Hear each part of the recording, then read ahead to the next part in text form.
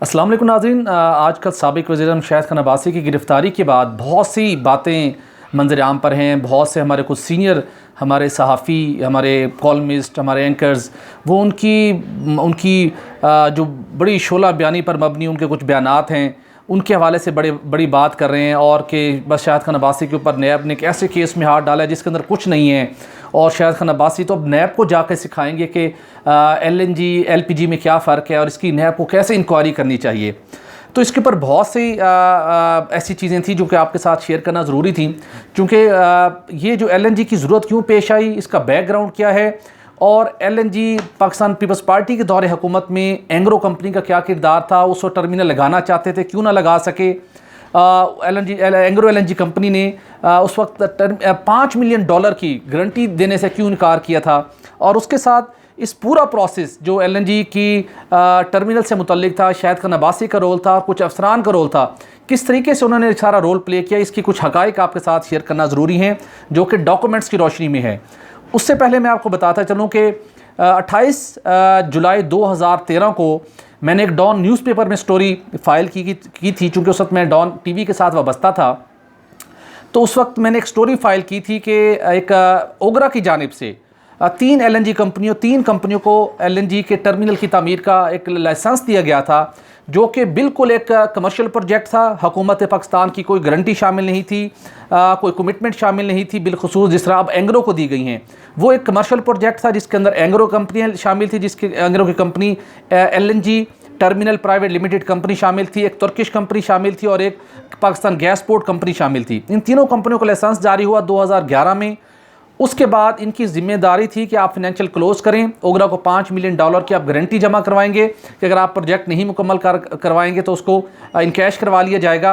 ये तीनों कंपनियां पाकिस्तान पीपल्स पार्टी के दौर में एंग्रो समेत LNG टर्मिनल लगाने में नाकाम हो गई थी, क्योंकि ओगरा को ना तो एंग्रो कंपनी की जानिब से $5 मिलियन की गारंटी जमा करवाई गई और ना ही दीगर शराइत और ज़वाबित पूरी की गई। वजह क्या थी? वजह ये थी जो आगे हम चल के बताएंगे, क्योंकि अब हुकूमत पाकिस्तान से जो आप महाना और यौमिया बिलखुसूस यौमी बुनियादों के ऊपर इस वक्त एंग्रो जो $2,28,000 वसूल कर रही है, उसके साथ हुई सदर्न गैस कंपनी से इन्होंने $50 मिलियन की गारंटी हासिल की। उस वक्त ये मौजें नहीं थी। इसके मामले का आगाज़ हुआ, मैंने स्टोरी फाइल की कि इन तीनों कंपनियों के लाइसेंस कैंसिल कर दिए गए हैं। डॉन न्यूज़पेपर के फ्रंट पेज के ऊपर ये स्टोरी 28 जुलाई 2013 को बायलाइन ये पब्लिश हुई। इसके अंदर तमाम तर तफसीलात इसके अंदर मेंशन थी। उस वक्त हकीकत के मामला क्या है कि ऐसा ही काम था जिसके पीछे एंग्रो कंपनी 2010 से उन्होंने इसको फॉलो किया हुआ था और उन्होंने तमाम अरेंजमेंट किए थे कि टर्मिनल हमने लगाना है। चूँकि इतना लुक्रेटिव बिजनेस है और पाकिस्तान के अंदर गैस शॉर्टेज बढ़ रही थी, लोकली जो हमारी प्रोडक्शन होनी चाहिए थी गैस की प्रोडक्शन के लिए हमारी सरगर्मियाँ वो कम हो चुकी थी। इस हवाले से काविशें जारी थी। पाकिस्तान पीपल्स पार्टी के दौर के अंदर 2011 का साल है। उस वक्त के मेंबर ओगरा थे, साबिर हुसैन उनका नाम था। इन्होंने अपनी जो उनकी अपनी सर्विस थी हुकूमत पाकिस्तान के इदारे वजारत पेट्रोलियम के अंदर गुजारी। DG पेट्रोलियम रिटायर हुए थे और एनर्जी के शोबे को बहुत बेहतर जानते थे, बहुत ज़बरदस्त जानते थे। एक शानदार, कॉम्पिटेंट और ऑनेस्ट ऑफिसर थे। ओगरा में आए, बहुत ज़बरदस्त खिदमत सर अंजाम दी। मैं आज ये राज पहली मरतबा आपके साथ शेयर कर रहा हूँ कि 2011 में मुझे साबिर हुसैन साहब ने बुलाया। इस वक्त नैब उनसे जाके मिले, उनसे पूछे, उनकी मावनत हासिल करे इस केस की तह तक पहुँचने के लिए, ताकि मेरिट के ऊपर तहकीकात आगे बढ़ें। साबिर हुसैन साहब ने मुझे बुलाया और पाकिस्तान पीपल्स पार्टी का दौरे हुकूमत था 2011 का साल। उन्होंने मुझे बिठाया एक अलग रूम में लेके, उन्होंने मुझे कहा कि भट्टी साहब मैं बहुत परेशान हूँ, एक ऐसी तकलीफ दे सूरत हाल है जिसका कौम और कौमी ख़जाने का बहुत बड़ा नुकसान होने जा रहा है। आप लोग अपना रोल प्ले कीजिए, इससे बचाया जा सकता है। मैंने कहा सर मामला क्या है? उन्होंने कहा कि हमने बहुत कोशिशें कर ली। उस वक्त डॉक्टर आसिम हुसैन साहब के पास वजारत तवानाई का कलमदान था, वजारत पेट्रोलियम का। उन्होंने कहा बहुत प्रेशर है, अब हम मज़ीद रजिस्ट नहीं कर सकते, हम LNG के कंपनियों को लाइसेंस जारी करने जा रहे हैं, बहुत प्रेशर है, लेकिन खुदा के लिए आवाज़ बुलंद कीजिए, खुदा के लिए अरबाब इख्तियार, अरबाब इक़्तिदार लोगों को समझाइए कि LNG का टर्मिनल लगना चाहिए, मुल्क की ज़रूरत है, लेकिन ये कोई इतना बड़ा काम नहीं है कि जिसके लिए जो हुकूमत पाकिस्तान नहीं कर सकती। ये एक्सपर्टीज़ हैं PSO की। LNG आपने इंपोर्ट करी, जैसे पेट्रोलियम प्रोडक्ट इंपोर्ट करते हैं, आपके पास सिर्फ एक टर्मिनल होना चाहिए जो इस LNG को रिगैसिफाई करके नेचुरल गैस की शेप में मुंतकिल करके सिस्टम में शामिल कर दे। उन्होंने कहा कि ये 3-4 अरब रुपए का प्रोजेक्ट है, हुकूमत पाकिस्तान को लगाना चाहिए क्योंकि इससे कौमी ख़जाने को, अवाम को अरबों रुपए सालाना फ़ायदा होगा। और कंपनियों भी फ्यूचर के अंदर थर्ड पार्टी एक्सेस रूल्स आ चुके हैं जिसके अंदर निजी कंपनियों की भी ज़रूरत होगी, वो भी इस टर्मिनल को इस्तेमाल करेंगी, हुकूमत पाकिस्तान को आमदन मिलेगी। स्ट्रेटजिक नेचर का ये बिज़नेस है। अवाम को, हुकूमत को बताइए कि खुदा के लिए ये प्रोजेक्ट प्राइवेट कंपनियों के हवाले मत कीजिए, आप खुद कीजिए। उनका बड़े दर्द दिल लगते थे, हमने उनके कहने के ऊपर अपना रोल भी प्ले किया, लेकिन उस वक्त किसी के कान के ऊपर जूं ना रेंगी। इन तीनों कंपनियों को लाइसेंस दिया गया। उसके बाद इंपॉर्टेंट मामला क्या हुआ, 2011 के अंदर लाइसेंस की प्रोसीडिंग्स का मामला था। शेख इमरानुल हक साहब उस वक्त भी एंग्रो की कंपनी, LNG कंपनी के CEO थे। उनसे उस वक्त वो एक दूसरी कंपनी की हेयरिंग जारी थी और वो पीछे बैठे हुए पॉइंट्स नोट कर रहे थे। मैंने उनसे पूछा, शेख साहब आप बहुत कॉम्पिटेंट ऑफिसर हैं, बताइए कि इन तीनों कंपनियों में से अब हेयरिंग चल रही है, LNG का टर्मिनल कौन लगाएगा। उन्होंने मुझे कहा था, ये उनके वर्ड्स थे 2011 में। उन्होंने कहा, सुहेल आप ये बात लिख के रख लें, पाकिस्तान के अंदर जब भी LNG का टर्मिनल लगेगा, ना तो हुकूमत पाकिस्तान लगाएगी, ना ही कोई और कंपनी लगाएगी, ये टर्मिनल एंग्रो लगाएगी, हम लगाएंगे, इसके अलावा और कोई नहीं लगा सकता। मैंने कहा सर आपके पास इसे कौन सी गिदड़ सिंगी है, कंपटीशन है, रूल्स हैं, लॉ है, कोई और शायद compete कर दे, आपके मुकाबले में कोई और अच्छी ऑफ़र दे दे। उनके पास एक पेट फार्मूला था जो कॉन्फिडेंट थे। उन्होंने कहा था टर्मिनल लगेगा, मुस्लिम लीग अभी नहीं, आइंदा आने वाले दौरे हुकूमत में लगेगा, अभी ये सिर्फ कागजी कार्रवाइयाँ हो रही हैं, हम इसके अंदर पार्टिसिपेट कर रहे हैं, टर्मिनल हम ही लगाएंगे। और फिर वही हुआ, सब ने देखा। जुलाई 2013 में जब मुस्लिम लीग नून की हुकूमत को इक़्तिदार संभाले भी 1 महीना नहीं हुआ था, उस वक्त उन्होंने बता दिया था वफाकी काबीना को, इक़्तिसादी राब्ता कमेटी को ये टर्मिनल किसने लगाना है। टेंडर डॉक्यूमेंट्स तैयार नहीं हुए, मतलब उन क्लैरिटी थी कि एंग्रो को ही हमने लगाना है, एंग्रो ही लगाएगी और उसी को एंड ऑफ द डे आगे जाके फैसिलिटेट करना है। सारा प्रोसेस हुआ, वो एक अलग कहानी है। लेकिन अब मामला कहाँ तक पहुँचा, बताया कि हुकूमत पाकिस्तान को लगाना चाहिए था, कौमी मफाद का मनसूबा था, कौमी अवाम को, कौमी ख़जाने को आमदन होनी थी, लेकिन एक निजी कंपनी के सुपुर्द किया गया। और जिस रेट के ऊपर किया गया, अब नॉर्मल हाई रेट थे उस वक्त रीजन के भी, ये 4-5 अरब रुपए की इन्वेस्टमेंट थी। और आप ये सुनकर हैरान होंगे, मुस्लिम लीग नून के दौर हुकूमत में उन्होंने इंफ्रास्ट्रक्चर के और पावर के तवानाई के शोबे में बड़े बड़े मनसूबे लगाए। आप ये सुनकर हैरान होंगे कि जब 2014 के अंदर सिर्फ एक दिन के अंदर वजारत ख़जाना ने एक पावर मनसूबे के लिए 40 अरब रुपए जारी कर दिए थे। पब्लिक PSDP के मद में पार्लियामेंट से मंजूर नहीं थे, बाद में उनकी मंजूरी करवाई गई। यानी कि जिस मंसूबे के लिए चाहते आप रकम जारी कर सकते थे, रकम जारी की। तो क्या 4-5 अरब रुपये हम जारी करके एक अपना प्रोजेक्ट PSO के ज़रिए नहीं लगवा सकते थे? नहीं लगाया गया, चूँकि एंग्रो की इसके ऊपर नज़रें थीं और एंग्रो ने ही इसको लगाना था। सब इस मामले के हवाले से क्लियर थे। अल्टीमेटली ये मनसूबा एंग्रो ने लगाया, बहुत अब उनको रेट मिले, कवायद व ज़वाबित को बहुत सी जगहों के ऊपर रिलैक्स किया गया। इस बात को शायद खान अब्बासी साहब ने उस वक्त जब हम रिपोर्टिंग करते थे इस शोबे की, हमारे सामने उन्होंने एतराफ़ किया कि रूल्स को रिलैक्स किया गया है, मैंने कौमी मफाद में किया है, अगर नैब ने कोई पूछ कुछ करनी है तो मैं हाजिर हूँ। उन्होंने मानते रहे। लेकिन इसके साथ नाज़रीन बात आगे चली। $2,72,000 पहले साल का रेट था पर डे का। उसके बाद दूसरे साल के अंदर LNG की हमारी सप्लाई बढ़ गई, रिगैसिफिकेशन का रेट नीचे आया। अब हम सालाना यौमिया बुनियादों के ऊपर अब हम एंग्रो को $2,28,000 यौमिया पे करते हैं। तो आइंदा मतलब जो 15 साल का पीरियड है, जो कॉन्ट्रैक्ट है, उसके अंदर हम एंग्रो को, अगर हमारा डॉलर का रेट 180 रुपये पर रहा तो हम 15 सालों में एंग्रो को 180 अरब रुपए अदा करेंगे कैपेसिटी पेमेंट्स के मद में। तो ये वो बेनिफिट था जो कौमी ख़जाने को पहुंच सकता था, लेकिन अनफॉर्चुनेटली वो सब नहीं किया गया। उसके बाद उन्होंने अवार्ड कर दिया, ये प्रोजेक्ट ऑपरेशनल हो गया, बहुत सी बेज़ाब्तियाँ हुई, बहुत से रोज़ को रिलैक्स किया गया। उसके बाद एक बहुत कॉम्पिटेंट ऑफिसर थे जो कि प्लानिंग कमीशन के अंदर मेंबर एनर्जी सर्व कर चुके थे, वजारत तवानाई में भी रहे, वजारत पेट्रोलियम में भी रहे, जिनका नाम शायद सत्तार साहब है। उन्होंने नैब कराची के अंदर ये दरख्वास्त फ़ाइल की 2015 के अंदर। नैब कराची ने इसकी तहकीकात की और आप सुनकर हैरान होंगे कि आज आपको एक और अहम बात बताने जा रहे हैं। अभी शायद खान अब्बासी साहब को और मुस्लिम लीग नून की शख्सियात को नैब का शुक्रिया अदा करना चाहिए। जो इंक्वायरी नैब कराची ने शुरू की थी 2015 में, जो मेरे पास मौजूद है, उसकी रोशनी में बात कर रहा हूँ। उसके तहत अगर उस इंक्वायरी रिपोर्ट को फॉलो किया जाए, जिसको आगे जाके साबिक चेयरमैन कमर ज़मान चौधरी साहब ने बंद करवा दिया था, अगर उस रिपोर्ट की बुनियाद के ऊपर मामला आगे बढ़े तो कम अज़ कम मुस्लिम लीग नून के 7 और वफाकी वुज़रा इस स्कैंडल के अंदर फंसते हैं, उनसे पूछ कुछ होगी। लेकिन उसका मामला वो बच गए। अभी मामला सिर्फ शाहिद खान अब्बासी तक है। मामला ये हुआ कि उन्होंने शाहिद सत्तार साहब की दरख्वास्त के ऊपर नैब कराची ने इंक्वायरी शुरू की। उसके अंदर बहुत से इंकशाफात हुए, तमाम अफसरान का नाम साबित था। आबिद सईद साहब जो वादा माफ़ गवाह बन चुके हैं और एक और वादा माफ़ गवाह भी बन चुके हैं जिनका नाम MD इंटरस्टेट मुबीन सौलत साहब हैं। उनके क्या कारनामे थे वो भी अभी आपके साथ हम शेयर करेंगे। अल्टीमेटली ये मामला जब उस रिपोर्ट की रोशनी में आगे बढ़ा तो नाज़रीन आपको बताएं कि नैब की तारीख के अंदर एक ऐसा काम हुआ जो आज तक ना हुआ है ना कभी होगा। नैब कराची की टीम DG नैब की सरबराही में पहली मरतबा मुल्ज़िमान के पास, जिनके खिलाफ इंक्वायरी कर रही थी इस स्कैंडल की, उनके पास चल कर गए।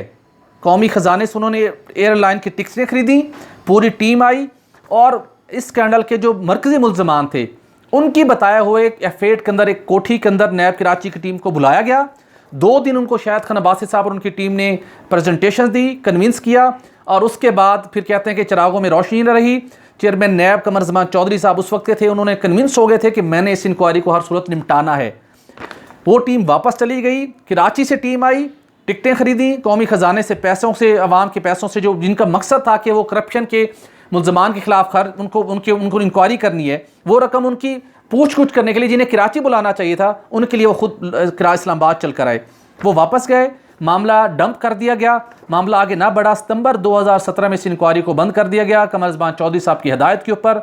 लेकिन नए चेयरमैन जिन्हें शाहिद खान अब्बासी साहब ने अपॉइंट किया था, उनके अपॉइंट करदा चेयरमैन ने चार्ज संभालते ही जो ये केस बंद हो चुका था उसकी फ़ाइल मंगवाई और उसके ऊपर उन्होंने कहा कि इसकी असर नौ इंक्वायरी होनी चाहिए। ये फिर इंक्वायरी शुरू हुई जो अब यहाँ तक पहुँची है। अब मामला ये कि शाहिद खान अब्बासी साहब ने जब ये सारा प्रोसीजर चल रहा था LNG का, उसके अंदर उन्होंने क्या क्या नहीं किया, किस किस अफसर के ऊपर उन्होंने दबाव नहीं डाला। साबिक MD northern gas company Arif Hamid ने आपको उनको बुलाना चाहिए। उनके ऊपर था कि आप LNG से मुतल्लिका इस शोबे को, LNG की सप्लाई को स्टार्ट करने के लिए उनके ऊपर दबाव था कि आप साइन करें। उन्होंने कहा कि मेरी कंपनी बैंक करप्ट हो जाएगी, मुझे कमिटमेंट पूरी नहीं मिल पा रही, मैं पूरा रिस्क अपनी कंपनी के ज़िम्मे क्यों लूँ। उनको टर्मिनेट किया गया कि हुकूमत ने कहा कि हमारा इख्तियारात हैं। वो हाई कोर्ट में गए, उन्होंने स्टे हासिल किया, उन्होंने स्टे ऑर्डर हासिल किया और डट गए। लेकिन फिर अरशद मिर्ज़ा साहब उस वक्त सेक्रेटरी पेट्रोलियम थे, वो गए, प्राइवेट जो बोर्ड ऑफ डायरेक्टर्स के मेंबरान थे उन्हें डराया धमकाया, मिन्नत तरलिए भी किया और उनको कहा कि आप बोर्ड के ज़रिए से लीगल प्रोसेस तैयार करके उनको फारिग करें। उन्हें फारिग किया गया। उसके बाद उस्मा आदिल साहिबा जो उस वक्त CFO थी, उन्हें MD नॉर्दर्न अपॉइंट किया गया एक्टिंग चार्ज के ऊपर। उन्होंने फिर इस डील को साइन किया और बाद में वो चेयरपर्सन ओगरा के उन्होंने जिम्मेदारी भी संभाली। अलग बात है कि इस मामले के ऊपर भी नैब इंक्वायरी कर रहा है इसी केस के अंदर। एनीहो ये मामला बहुत से अफसरान को दबाव का भी सामना करना पड़ा रहा और वो कंपनी जो पीपल्स पार्टी के दौर के अंदर लाइसेंस हासिल करने के बावजूद $5 मिलियन की बैंक गारंटी जमा कराने को तैयार नहीं थी, उससे हुकूमत पाकिस्तान ने नए अरेंजमेंट के तहत फिर $50 मिलियन की गारंटी दी।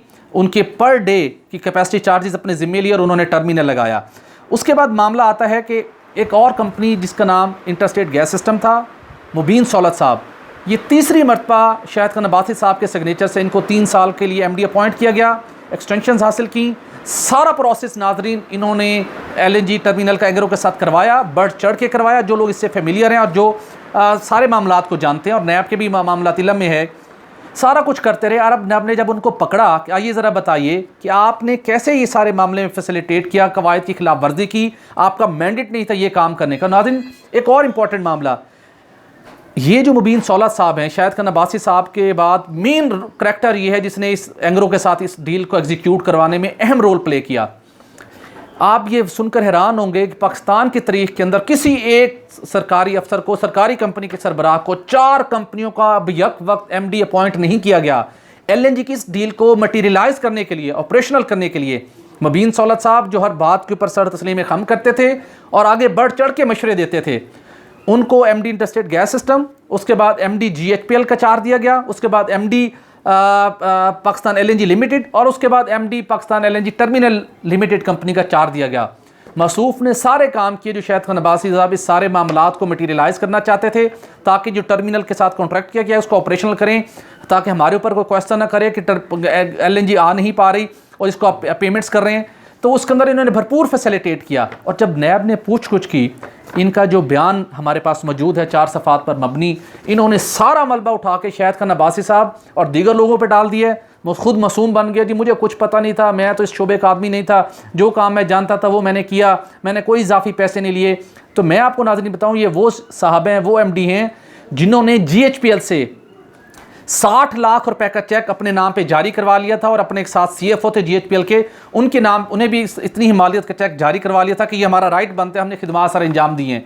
फिर उनको बताया गया कि आप फंस जाएंगे, ऑडिट पैलेस बनेगा, आपको लेने के देने पड़ जाएंगे। वो आज भी रिकॉर्ड के ऊपर है। वो फिर चेक कैंसिल हुआ, वो चेक वापस हुआ। तो मुबीन सौलत साहब इस किस्म की खिदमत सर अंजाम देते रहे, और अब एंड पे आकर उन्हें सारा मामला डाल दिया शाहिद खान अब्बासी साहब के ऊपर कि जी मैंने इस सारे मामले का कुछ नहीं किया। उसके बाद देखते हैं नाजरीन के अब एक बड़ा आजकल ये चल रहा है कि नैब को कुछ पता नहीं है सब LNG के मामले का। तो मैं आपको जो मैंने नैब की भी रिपोर्टिंग की है और इस सारे सब्जेक्ट को मैं समझता हूँ, ये नैब 2002 वाली नहीं है, और ना ही शाहिद खान अब्बासी साहब के ऊपर उस वक्त का ये कमज़ोर केस बना है सियासी बुनियादों के ऊपर।